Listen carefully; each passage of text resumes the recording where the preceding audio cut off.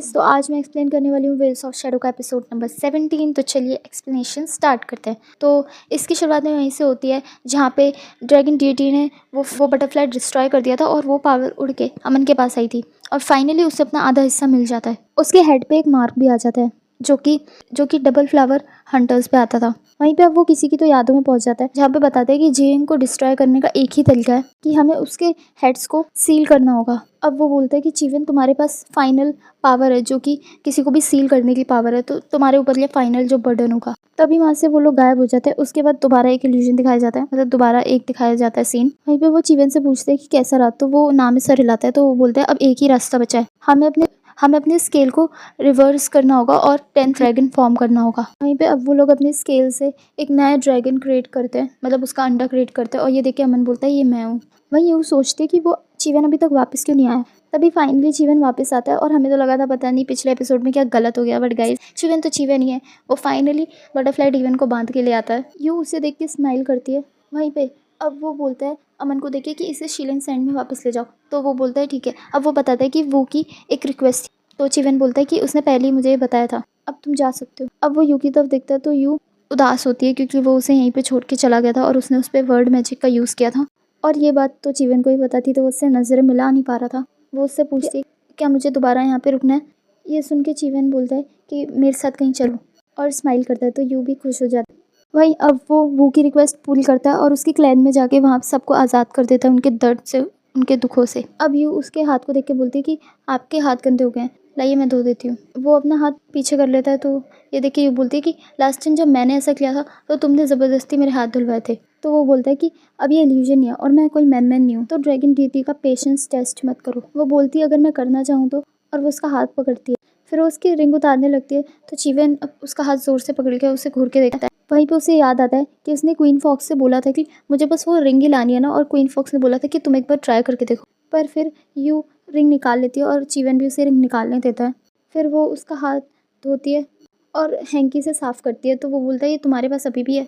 तो वो याद करती है कि जिस दिन उसने उसके हाथ धोए थे उसने वो हैंकी पानी में से निकाल के अपने पास रख लिया था। अब वो रिंग उठाती है और वो सोचने लगती है कि उसे वो पहनानी चाहिए कि नहीं, क्योंकि वो इसी वजह से तो आई थी यहाँ पे। बट उसके बाद वो फाइनली उसे वो रिंग पहना देती है। वहीं चीवन भी ये देख के स्माइल करता है, बट फिर वो नॉर्मल हो जाता है। वहीं अब वो लोग आर्यन को उठाते हैं तो वो पूछते हैं कि ड्रैगन डीटी कहाँ है। ये सुन के वो बोलते हैं कि वो सेफ है और जो वो की पावर थी वो भी उन्हें वापस मिल चुकी है, पर तुम्हारी बॉडी बहुत कमज़ोर हो गई है। तो आर्यन बोलता है मैं ठीक हूँ। फिर वो बाईजी से पूछता है कि यान वो एग्जैक्टली क्या है। वहीं वो भी उससे सेम सवाल पूछती है कि वो आपके लिए क्या है। तो वो बोलता है कि मेरे लिए वो एक कभी मेरा भाई जैसा हुआ करता था। तो ये पूछती है क्या वो भी ड्रैगन था। तो वो बताता है कि नहीं, वो इंसान था। उसने मुझे बड़े होते हुए देखा है। जब मैं उससे मिला था तो वो एक प्राउड मैन था, और जब मैंने उसे आखिरी वक्त देखा तब वो बूढ़ा हो चुका था और अपनी इलनेस को लेकर बीमार था। वहीं यहाँ पे आर्यन पूछता है कि वो बटरफ्लाई डीमन कैसे बन गया फिर, और बना तो बना, वो मेल तरह क्यों दिखता है। वहीं वो बोलती है कि मैं समझ गई, जैसे मैं और माया है, हम दोनों ब्लड से रिलेटेड नहीं है पर फिर भी हम एक दूसरे को संभालते हैं। मुझे पता है वो मुझसे कुछ छुपा रही है और मैं जानती भी हूँ ये बात, बट तुम मुझे बता सकते हो कि तुम दोनों के बीच में क्या सीक्रेट है। हो सकता है मैं हेल्प कर सकूँ। तो ये सुन के चीवन उसे देखने लगता है। वहीं यहाँ पे अमन को भी होश आता है और वो मून समनिंग पल निकालता है। वो याद करता है कि उसने बताया था कि कहीं भी वो समन हो जाएगी, तो वो उसे समन करता है और सच में माया आ भी जाती है। वो उसे देखकर बोलता है कि ध्यान से। तो वो बताती है कि अब मैं देख सकती हूँ। अब वो उसके पास आके बैठ जाती है तो अमन बोलता है तुम मुझसे पूछोगी नहीं मैंने तुम्हें यहाँ क्यों बुलाया। तो माया बोलती है कि अगर तुम मुझे बताना चाहते हो तुम बता सकते हो, पर अगर तुम्हें नहीं बताना है तो फिर पूछने का भी कोई फ़ायदा नहीं। तो वो उसे बोलता है कि तुम मुझे अवॉइड कर रही हो। ये सुन के माया बोलती है कि मैं बस थक चुकी हूँ। अब वो पूछता है कि जो भी इल्यूजन में हुआ। तो माया बोलती है तुम मुझसे कुछ भी पूछ सकते हो, मैं तुम्हें सच सच बताऊंगी, एज अ फाइनल फेयरवेल की तरह। इसके बाद हम कभी नहीं मिलेंगे। जैसा कि तुम्हें पता है कि फॉर्मलेस मून हमें वापस फुल मून की नाइट को बुलाता है। एक बार हम वहाँ पे एंटर कर लें और वहाँ पे बात लें तो हमारे बीच में कोई भी सीक्रेट नहीं बचता। एक दिन जो ओरेकल स्टोन है उसने प्रोफेसी दी थी कि हम लोग गायब हो जाएंगे। तो मैंने ऑब्जेक्ट किया और बोला कि अगर हमारे बीच में कोई धोखेबाज है तो उसे धोखा मिलना चाहिए, उसे सज़ा मिलनी चाहिए, हम सब क्यों गायब होंगे। तो फॉक्स क्वीन बोलती है कि ओरेकल स्टोन की प्रोफेसी कभी गलत नहीं होती और इस दुनिया में बैलेंस होना बहुत ज़रूरी है। जो किस्मत में लिखा है वो होके ही रहेगा। और हमारी मेमोरी रिसेट होती है जब भी हम रीबॉर्न होते हैं। और लास्ट टाइम मेरे साथ ये तब हुआ था जब पिछली बार फुल मून आया था। माया बोलती है कि मास्टर ने तुम्हें मार दिया था, लेकिन उन्हें ये नहीं पता था कि मून की पावर हमें एक्सटर्नल लाइफ देती है। फॉक्स क्वीन ने उस मिशन के बारे में दोबारा जिक्र ही नहीं किया, जैसे वो कभी हुआ ही ना हो। हमारी आर्ग्यूमेंट और उस मिशन की यादें भी प्रोमोडियल स्कैड स्प्रिंग में कभी स्टोर की नहीं गई। किसी को कुछ याद नहीं रहा और मैं वापस गई देखने के लिए। मेरे को कुछ याद नहीं था, पर मेरी पावर के जो भी ट्रेसेस थे वो हर जगह थे। मुझे लगा कि मैंने कुछ गलत किया है, बट मुझे पता नहीं था कि वो फ्लड ड्रैगन्स हैं। जब हमने स्टार स्टोन में एंटर किया तब मुझे धीरे धीरे सब याद आया। तब मुझे पता चला कि वो जो फॉक्स क्वीन है वो कभी जागी ही नहीं, बल्कि जो हमें उसके द्वारा कंट्रोल कर रहा है चिऊ यिंग है। तो माया बोलती है कि तुम सही कह रहे हो, वही ये ऑरिकल स्टोन यूज़ करता है हम सबको कंट्रोल करने के लिए, और मैं भी उसके कंट्रोल के अंदर हूँ। अमन बोलता है कि तुम मुझसे दोबारा झूठ बोल रही हो। तुमने मुझसे कहा कि रीबर्थ के बाद तुम्हारी मेमोरीज चली जाती हैं, तो तुम्हें ये सब याद कैसे है? अगर जीइंग ने ये सब किया है तो वो कभी भी मौका नहीं देता तुम्हें ये सब रिकवर करने का। तो वो उसे एक लॉकेट दिखाती है और बोलती है कि तुम्हारे भाई ने मेरी हेल्प करी, जिससे हमें बताया जाता है कि शी ने उसे बताया था कि जो ऑरिकल स्टोन है उस पर ट्रस्ट नहीं कर सकते। अगर तुम्हें सच है तो तुम इससे जान सकती हो। वहाँ जितनी भी सिस्टर्स हैं सिर्फ मैं ही सच जानती हूँ, और मैंने उन पे शक किया, डाउट किया, इस वजह से ही जीइंग ने मुझे चूज़ किया। अब वो बोलती है कि मुझे उससे पहले ये सारी यादें मिटानी होंगी, क्योंकि ये सब मुझे एक्सपोज करेंगी। ये सुन के वो बोलते हैं एक्सपोज करेंगी क्या, इसमें मैं भी इंक्लूड हूँ?